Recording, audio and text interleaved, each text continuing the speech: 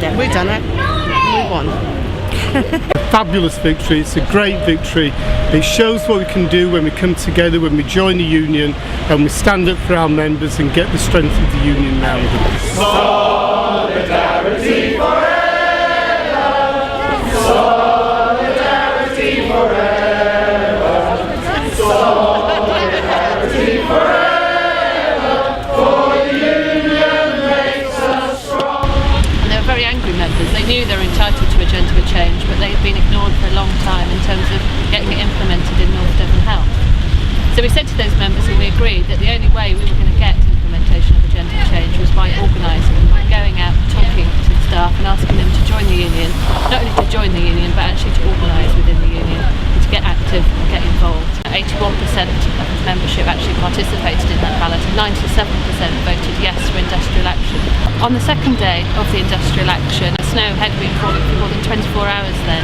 I actually walked more than an hour to get to the picket lines. It was dark, it was snowing, it was miserable, freezing, icy underfoot, and I mean the feeling when I turned that corner and actually saw the picket lines and saw I wasn't the only person that had walked in that morning. Actually, once again, there was more than 100 Unison members on the picket lines.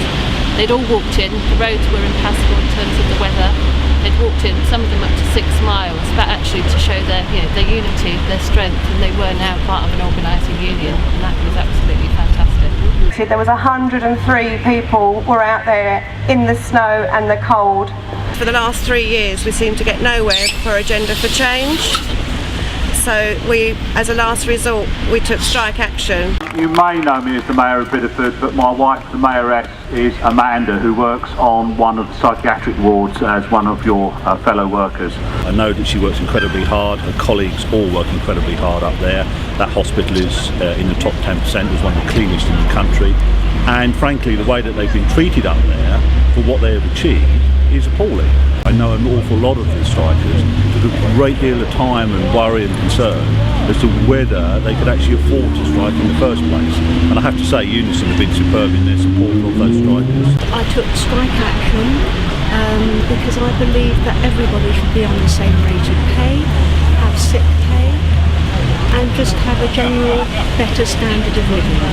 There was clearly a lot of people in this community felt strongly about what was happening up at the hospital, about local people being denied their entitlement to decent wages, denied their entitlement to sick pay, which wasn't just about people's income, but it was about health and safety and patient safety in the hospital. We all have a duty to get people in the union, not just because the union needs the income or because we just want everybody to agree with us, but if we're going to represent people when we talk to employers, we've got to represent the majority, and that's when the employer has to listen to us. None of us wanted to take strike action, but we felt that it was the last resort, if you like. We had to show them that we meant it. It's inspirational. It's a classic textbook example of how to recruit members, organise members and build their confidence into a campaign so that they know they can win, they know what they're fighting for, they discover what power they can get through the union and through solidarity with themselves and win. For the last 20 years, the number of cleaners in our hospitals has decreased by over 50%, and then we wonder why we've got MRSA and we wonder why we've got C. difficile. These people are the first line in the defence against infection, and yet they were expendable. They could be sold off. They were non-core. They were not needed.